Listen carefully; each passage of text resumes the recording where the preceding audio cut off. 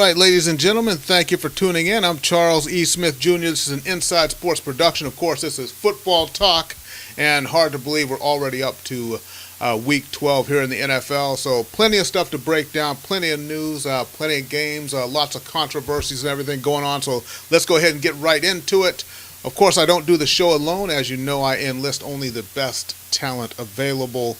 And that is why I'm pleased to be joined right now by none other than Chris Lardieri. You follow him on Twitter at Chris L Sports and online chrislsports.blogspot.com. Mr. Lardieri, what's happening? How's it going, Charles? Great intro as always. I appreciate it. And another week in the NFL, and I think we know even less about the playoff picture. There are a couple teams that stand out. Yeah, that's true. You know, how do you sift through all these? How do you separate the 6 and 4s from the 4s and 6s and the 5s and 5s? That's what I was thinking about, and I could not find exactly the right mathematical equation to come up with. But I don't really know a whole lot either. I do know that possibly, unthinkably, maybe the Packers might miss the playoffs, being at 5 and 5 and without Aaron Rodgers. That could get ugly because they got some tough games coming up. Yeah, they definitely did not look like the typical Packers against the Giants this past Sunday. So Aaron Rodgers truly is showing his value. But I mean, you look at even last year, the Redskins were 3 and 6, and then went on a tear to win the NFC East outright. So who knows? There could be another Redskins lurking this year. Although I don't think it'll be the Redskins themselves. Yeah, exactly. And you know, speaking of which, speaking on going on a tear, how about your New York Giants? You know, the Giants started off. What did they lose? They lose 6 straight. Now they won 4 straight. And if they beat the Cowboys this week, they will be 1 game behind the Philadelphia Eagles for the division lead. I think what's most impressive is the most unimpressive 4-game winning streak, if you ask me. They played, look at like Tolzien quarterbacking the Packers last week. And Terrell Pryor the week before for the Raiders. I mean, I know they've strung together a nice little streak here. The offensive line seems to have finally gelled. The running game's gotten going with Brown and Jacobs, and the defense has come around. JPP picking off a pass for a touchdown. But I think the real test starts this week. You got Dallas at home, and then they're going to really, heading into December, have some tough games against the Lions and Seahawks and a road trip to San Diego. So we'll see what they're made of, but at least they're winning the games they should. Yeah, that's true. And that's Eli. I think they said the last 5 seasons they've had at least a win streak of at least 4 games every one of those years. So we know he's really capable of putting it together. You know what? Let me talk about another team. And everybody knows this is my squad, but still, this is legit here. The Dolphins this week, they take care of business against the Chargers. Now my question is, Ryan Tannehill. Honestly, I see the same things in him as a young player that I saw in Eli Manning as a young quarterback. Now, am I just seeing the erratic interceptions, or is Tannehill? There's a chance he might turn into something here. Yeah, he really might. The fact that the left half of his offensive line is gone hasn't really helped him this year, and he still managed to persevere. I think once you can get him away from making the mistakes, much like Eli, I think he'll be a good quarterback. I know there was a lot of debate about him coming out of Texas A&M, some of it warranted, but in 2 years he frankly showed some flashes of being a star, at least a long-term starter in the NFL. And who knows, if the Dolphins clean house, he might get a new coach in there to work with too. Yeah, that's true. And the other thing is, I look at him as a quarterback, and just around the league, as far as the NFL and the way they are with quarterbacks, is that the scale for development, it's just supposed to be so quick. We judge quarterbacks after 1 season or maybe 2 seasons or even just a few games. But we think about the good quarterbacks. Aaron Rodgers had a few years of seasoning before he was a starter, sitting there behind Brett Favre. But it's like quarterbacks go in, and if you don't prove yourself a quote-unquote franchise quarterback within 6 or 7 games, it's, oh, well, hey, we got to throw this one on the dirt pile. Elway's career, the start to his career was not great. But, they stuck with him. He developed over time, but they don't seem to get that time anymore.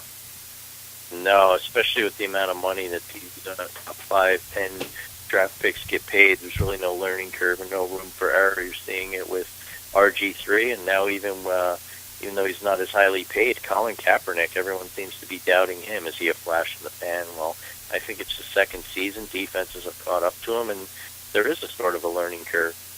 Yeah, that's true. And, let's talk about those other quarterbacks. And, of course, Cam Newton winning that big showdown with the New England Patriots we'll talk about in a moment. But speaking of these quarterbacks coming out, what was supposed to be the perfect marriage there in Washington, the coach Mike Shanahan, who obviously had worked with Elway before, was a mobile quarterback, got 2 rings at the end of his career. He and RG3, it was supposed to be the perfect blend, and fantastic things were supposed to happen there in Washington. But, at this point, it almost looks like he and RG3 may be headed towards an ugly divorce, with Dan Snyder right in the middle and creating a really horrific love triangle. Yeah, it's gotten really scandalous and interesting. Santana Moss going on the radio and having some comments everyone seems to be taking a side. And you and I know when it comes to the big-time player with the big contract and the coach, the first one that's going to go will be the coach. So it doesn't look good for Mike and his son Kyle. You know who Dan Snyder is going to side with. Yeah, and you look at it from a practical standpoint, I think there are a lot more viable head coaching candidates than there are viable starting quarterback candidates out there. So it just seems like kind of almost a common sense type of thing if your quarterback and coach don't get along, unless the quarterback is someone like Christian Ponder. You want to go ahead and get rid of the coach. Yeah, I mean, I'll start it now. Let's throw a name out there, John Gruden. There's always a rumor he wants to get out of the booth and come back, and I'm sure those names that name will start circulating in the D.C. area. Well, you could do it. There could be a coach shuffle here, because Cowboys missed the playoffs this year. Garrett is gone. Shanahan goes to Dallas. Gruden goes to Washington, and Garrett is the odd man out, and he probably winds up being an offensive coordinator somewhere. That's a scenario I see when you bring up John Gruden. Yeah, it's an interesting domino. And as we head into December, the coaching hot seat and coaching carousel talk will heat up. Okay, and then what about, we got to talk about the controversial play on Monday Night Football. There's Luke Kuechly holding Gronk in the end zone, but they say no pass interference because the ball was already in the air, or he didn't make an attempt to get back to the ball, or it was incatchable, or what was the scenario that you ultimately wound up with as you sifted through the referees' kind of gibberish as they described it? Yeah, I don't know what to make of it other than he was either being hugged, they were dancing, he was trying to do his best bear hug impression. I'm not quite sure, but regardless, pass interference, holding, whatever, he was interfered with. The ball was catchable. When you look at it from the inside view, it is even more blatant. And the back judge who had the best view and threw the flag got overruled by the ref, who was probably, back at about the 20-yard line. Right. None of it makes sense to me. I don't know why they picked up the flag. It really should have been a penalty. I'm not saying the Patriots would or wouldn't have won the game, but it's a game changer right there. And then for the next to even come out and not even really say they made the right call. They kind of use some semantics to say they agreed with the call, but it just reeks of conspiracy and incompetence. And part of it is with the rules changing so much, the average fan can't even keep track of what is or what isn't a penalty, and I don't know how the refs are either. But regardless, I don't think Tom Brady was happy, to say the least. Would you?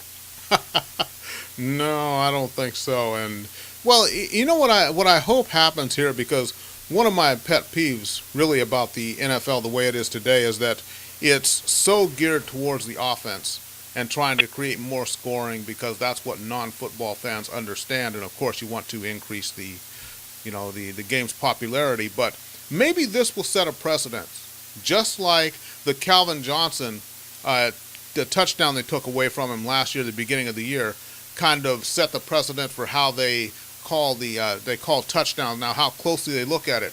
Maybe if they'll let something like this go, then maybe that was the thing. Was I looked at through the year all the ticky-tack pass interference calls that have been made, and then they let this one go. So is it going to be something more egregious than this? Is from this point forward is going to be the only way there's pass interference. If that's going to be the if that's going to be the scenario, then I'm okay with this being all for the greater good. Right, and I agree because the pendulum swung too far over to the offensive side. But that said, you can't be changing the rules or the interpretation of a mid-season. Right. It's confusing. You know what? So many people wring their hands over the helmet hit to the head, and you look at Ahmad Brooks on Drew Brees on Sunday. Was it a penalty? Was it not? In the good old days, it wasn't. But by the letter of the law, that's a penalty now. And I understand head concussions, injuries being a sensitive issue, but you bring up a great point. You have to let a pass defender defend, and if he puts a hand on a shoulder pad, is that pass interference? No, but it gets called 9 times out of 10. So maybe this will trigger it. The Tuck rule where, it takes something really controversial to get people's eyes to open and bring things back to normalcy. And, the other thing was saying it was an uncatchable ball. And there again, with all the pass interference calls I've seen this season, last year, just recent years, how often have they ever gone to the uncatchable ball rule? Seriously. Yeah, when the ball's out of bounds, that's about the only time I ever see it. Right. Okay, so, the other thing we talked about, and this is one of the games that we had, we had sort of picked last week, was when I looked at Detroit playing against the Steelers. You went with Detroit, I went with Steelers. Now, the thing was, it wasn't really about the talent levels, but here's the position Detroit is in, which they never thought they would be in, and that is the football gods have smiled upon Detroit. I mean, in that division, they've got really the only healthy quarterback in that division, and they have pretty much been handed the NFC North. Now, that's like, here you are cruising along in your Toyota Camry, someone stops you by the side of the road, gives you the keys to a Ferrari and says, okay, just don't crash. You're going to be gripping that wheel, white knuckles, hands at 10 and 2 and everything, just afraid that you're going to crash. And I think that's what happened to Detroit this weekend in Pittsburgh. Yeah, I mean, they really essentially had one great quarter of football, the second quarter. Right. Stafford lit up the Steelers. What happened? And not only just the play, the standard play calling. Why are you calling a fake field goal? I mean, you kick the field goal, you go up by 7. You kind of put the Steelers back on their heels a little bit more. Why are you calling a fake field goal down there? Why are you having the holder run it in like that?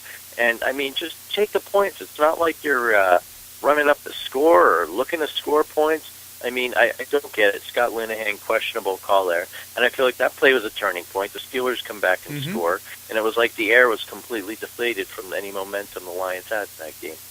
Yeah, that's true. And you look at the Steelers going into, obviously going into desperation mode here. Now they're at 4-6, but, Tomlin and Big Ben and all the swirling rumors, they're talking about Big Ben getting traded out of Pittsburgh and stuff like that. So you knew the Steelers were going to come out hard. And I think this is a situation where you got, the team that sort of, has been in those situations versus the team that hasn't. And the Lions, if they know to a man, if they don't win that division this year, then there's no more good fortune that could happen to them. Yeah, definitely, especially when you look at they're going to have Stafford and Johnson locked up long term, but those cap numbers are going to get progressively worse and worse, and like the lineup's going to get younger and younger. So you kind of have a limited window of opportunity when you figure Cutler, if he re-signs with the Bears, and Lee Rodgers next year will be back, and he'll be back to being a brutal division. So, yeah, great Ferrari analogy, though, especially given that Detroit makes a lot of automobiles. Yes. Ferraris are Italian, but I get it. Yeah. Okay. And then, well, when they talk about Kaepernick, what about Colin Kaepernick? As far as, is it just a matter of the defenses? Well, to me, the whole read option thing, it's pretty much the defensive coordinators just kind of figured that out in the off season. You don't see a whole lot of it run anymore. Russell Wilson maybe being one of the few, but Kaepernick definitely having a more difficult time this year. And what I like about it, though, is he's having to play football to win these games. And that's where you show out what you're made of. It's one thing when you're just rolling up and scoring at will. That's one thing. But when guys have you kind of figured out and you have to fight and claw, that's when you really find out what you're made of. Yeah, definitely. You know what? Colin Kaepernick's got a great arm. He can move. I think part of it is like we hit on. Defenses have caught up to him. They got a year's worth of tape on him. Mm-hmm. But let's face it, he doesn't have the weapons he did last year. I mean, he's got Bolden, who's a nice receiver. Don't get me wrong, had a great postseason last year. Yeah. But other than that, I mean, they're finally getting Manningham, and then they'll get Crabtree back. But what do? You're free on, or you key on Frank Gore. Vernon Davis, a great tight end, but if you put a linebacker or safety on him, he's only got so many options, and he ends up forcing the ball or running too much. So let's see here in the last month of the season when he gets some more options and opportunities to spread the ball around a little, if that helps him out. Yeah, and let's switch to another big matchup that happened this week, and that was the the Kansas City Chiefs, the Denver Broncos. Of course, the Broncos come out victorious. Now, did we maybe see really the reason why? And if you look at Alex Smith getting, benched and then traded out of San Francisco, do you think maybe this is what we saw this past weekend? Because when it comes right down to it, can Alex Smith really win a game for you if he needs to? Yeah, that was a knock on him in San Francisco, that NFC Championship game a few years ago against the Giants. He couldn't. He's had, against the Saints earlier that playoffs, he had a great game. But at the end of the day, teams are going to dare Alex Smith to beat them. And other than Dwayne Bowe, he doesn't have a lot of weapons, and you shut that down, and he's back to being an ordinary dink-and-dunk quarterback. And the Broncos did an excellent job of exposing that on Sunday night. I think they're still a good team, the Chiefs, but they haven't really played anyone, and while they hung in there with the Broncos, it really showed. They're beating up on the teams they should be beating. Their defense is really helping them out a lot, generating turnovers, even scoring. And when Alex Smith has to win you a game, I'm still skeptical if he can do it in January. Yep, exactly. And of course, no problems with on Peyton Manning's side of the ball. But Wes Welker, I heard he had a little bit of possibly a concussion, but I think he's supposed to go this week against the Patriots. Yeah, I guess they'll make the decision later this week, but apparently there's some controversy about them putting him back in the game too soon, so not good for Wes. Well, that whole concussion thing is just I don't know. It's a tricky situation, and honestly, he probably should not play this week. If you look at the protocol, the way it's supposed to be followed, he probably shouldn't be playing this week. But I got a feeling we're going to see him on Sunday. Yeah, and that's life in the NFL. We won't hear about it until 10, 15 years from now when he's retired, if it affected him. Yep. As Brett Favre says, he's forgetting things now, but I have a feeling that's, probably inappropriate joke, but that doesn't sound, I don't know if that had anything to the hits to the head, but if that's just the way Brett Favre is, you never know. Yeah, we'll leave that to the imagination. Yeah. Okay, so almost ready to get into the pick segment. Before we do that, let's go ahead and give you some props here. Chris, now obviously on Twitter at Chris L Sports, but what's going on online there? Any interesting reads we need to know about? Yeah, basically what I'm looking at is kind of what I hit on. Who's going to emerge from this? And we see a lot of hand-wringing, and everyone's anointed the winner of the Seahawks-Saints game will likely win the NFC because they'll have home field. It'll be tough to win in either building. Mm-hmm. But I'm skeptical. I mean, if you were to talk to me, maybe 4 weeks ago, I think we both would have thought the Packers were going to run away with the NFC North, and all it takes is a broken collarbone for Aaron Rodgers, and they're a completely different team. That same time, we thought the Eagles were all but done. Chip Kelly's offense was a sham, and didn't matter any of the three quarterbacks. They all stunk, and now Nick Foles is the next Kurt Warner. So there's still a lot of time left. Things will emerge. One thing I will say is that I don't think the New York Jets will be going to Dave & Buster's anytime soon. The New York Jets. Every other week, I don't get it. Because Geno Smith looks like he's going to possibly develop into a decent quarterback, and then his bad games, though, are so bad. And this is a week-to-week thing. So where would you stand on the Geno Smith thing? If I had Geno Smith stock and you were my broker, would you advise me to hang on to it as a long-term investment, or go ahead and just sell it out? Yeah, I'm the same person who didn't buy Facebook when it dipped because I was skeptical, and I've been would have doubled my money. So what do I know? But I really think Geno Smith, while he has potential, it really reminds me at times of the Mark Sanchez of the last few years. He shows flashes of brilliance and then makes just ridiculously bad decisions and turns the ball over. I don't think he's the answer. The Jets apparently do because they drafted him, and they're going to say sayonara to Sanchez, but I'm still skeptical. And, I mean, there's buzz coming out of New York. Start Matt Sims, Phil's son.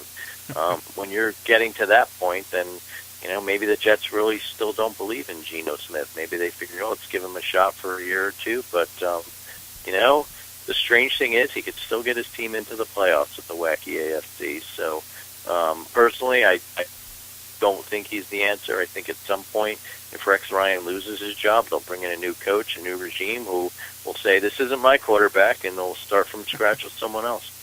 Yeah, and speaking of quarterbacks, that Terrell Pryor has been benched for the Raiders, and it's Matt McGloin who's going to be the future face of the Oakland Raiders as far as at the quarterback position. And you know what? While we're talking about the Raiders, I think we should go ahead and just maybe pour some out for Todd Christensen. Remember, really a pretty good tight end there in the 80s for the Raiders. I believe 2 Super Bowl rings with them. But Todd Christensen just passed away this week, only, I believe, 57 years old.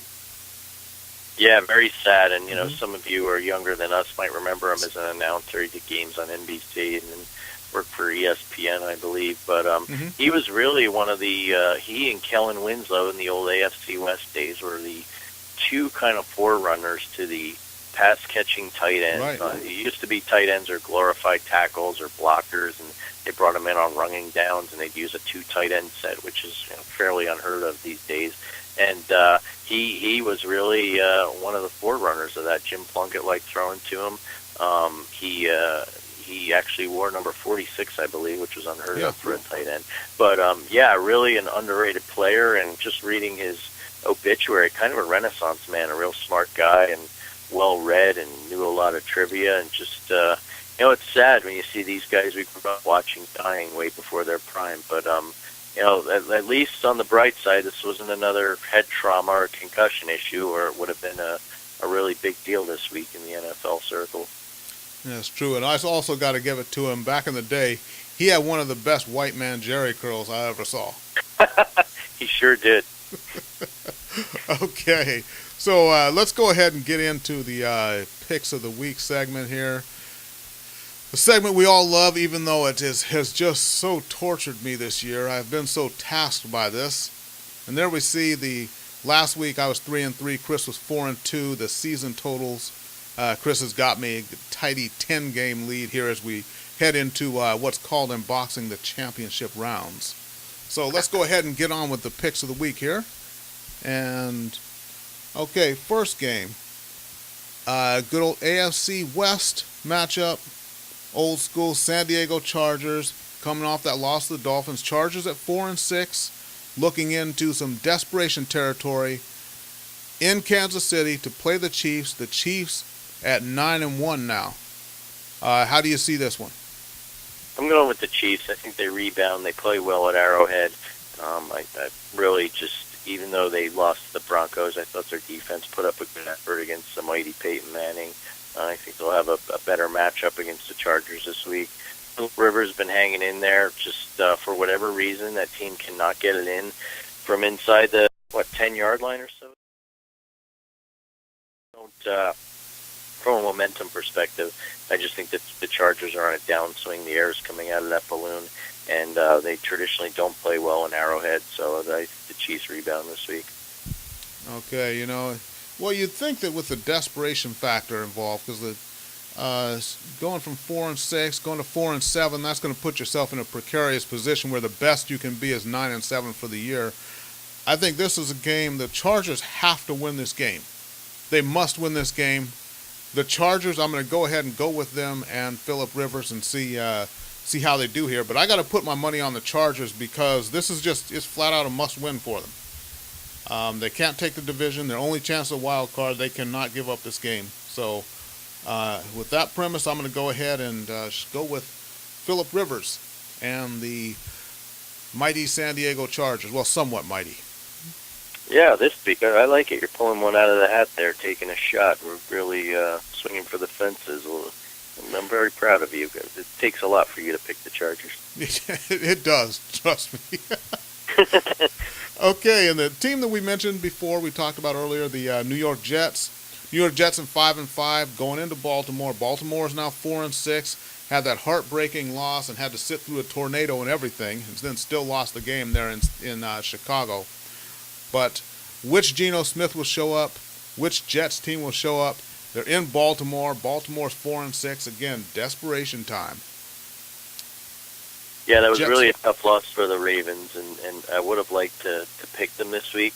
But given that the Jets are on this tremendous win-loss streak, after getting spanked by the Bills, for whatever reason, even though it goes against my better judgment and analysis, I'm going to pick the Jets to win this week because I want that trend to continue.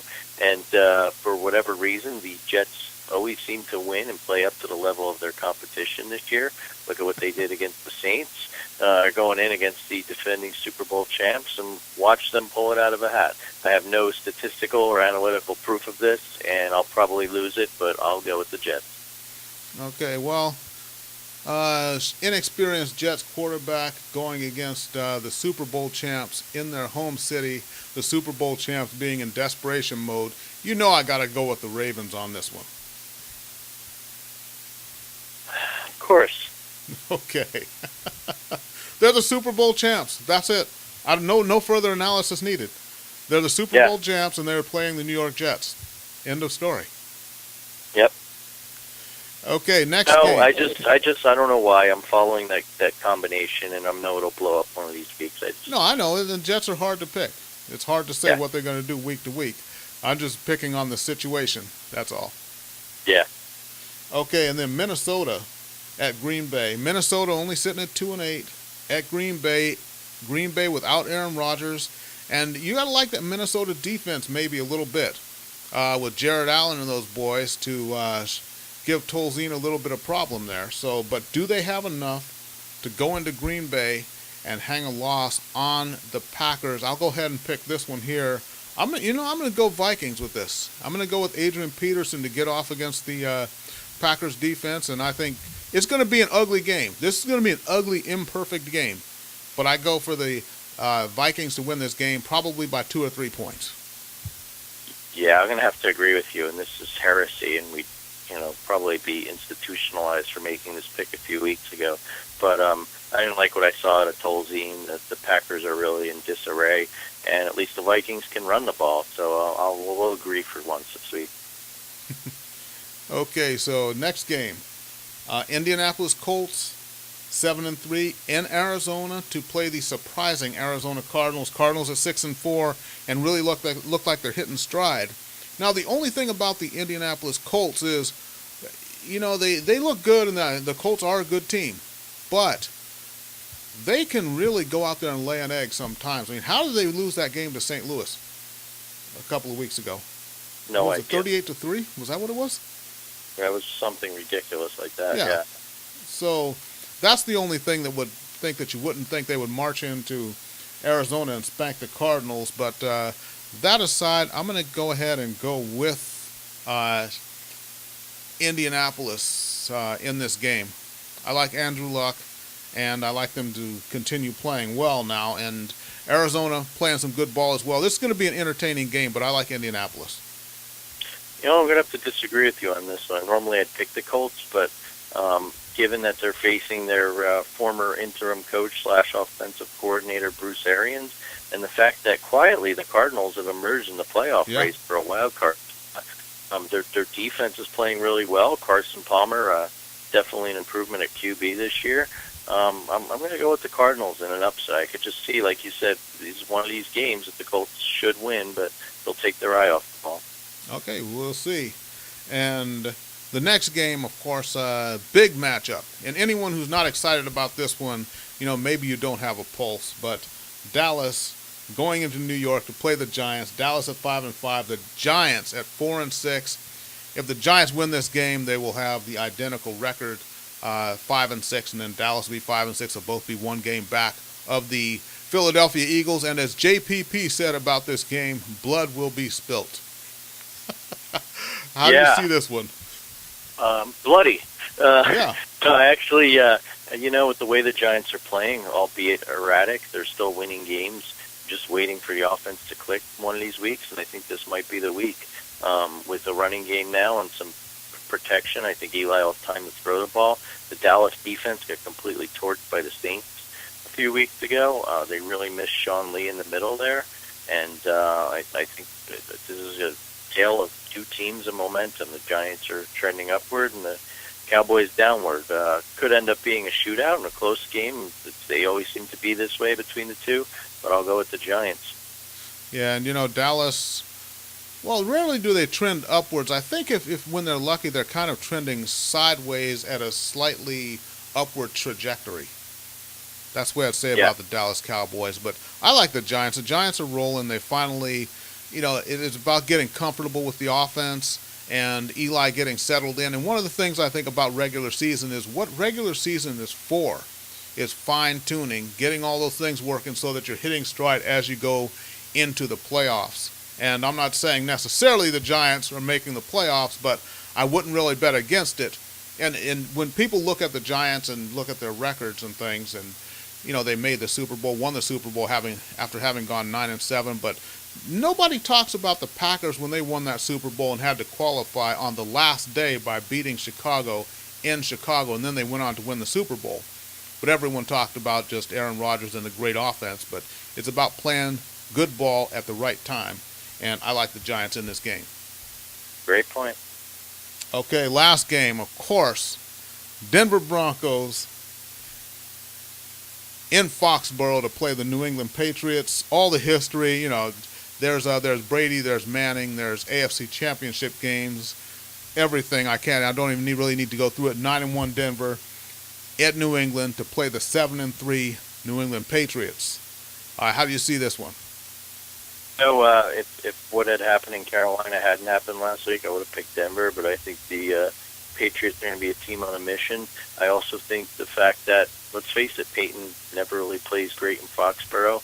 He's due for a dud after a big game this week, and just basing it on that, I think it'll be a great game, but, for whatever reason, Tom Brady has Peyton's number. You know what? No further analysis needed. I agree with you 100% on everything, and especially when you look at the Monday night loss that just happened. They're going to come out with a chip on their shoulder. They're in their house. And also it's a big game, and, no matter who the opponent, we know about Peyton Manning and big games, what can happen here and there. So I'm going to go ahead and go with the New England Patriots on that one as well. I like it. Okay. And that's it for the picks. So before we go ahead and sign off here, let me just give everybody one more reminder. Remember, follow Chris on Twitter. And you want to follow him, especially on those Sunday game days. He has some interesting stuff going out at Chris L Sports. Remember, online reading chrislsports.blogspot.com. Also, you can follow yours truly on Twitter at The Inside Sports. And Chris, before we go, do you have any final words? Yeah, I'm glad we didn't hear too much from Richie Incognito this week. What do you say as a Dolphins fan? What's a Richie Incognito, and what is the story? I was never really clear about that anyways. Yeah, it's just a 15 minutes of fame thing. Oh, okay. All right. Hey, well, hopefully the Dolphins win this week. They got Carolina. It's going to be a tough game. Yeah. Okay, everybody. So thanks for watching. So for Chris Lardieri, I'm Charles E. Smith Jr. This has been Football Talk, and we'll see everybody next week. Enjoy the weekend, and thank you.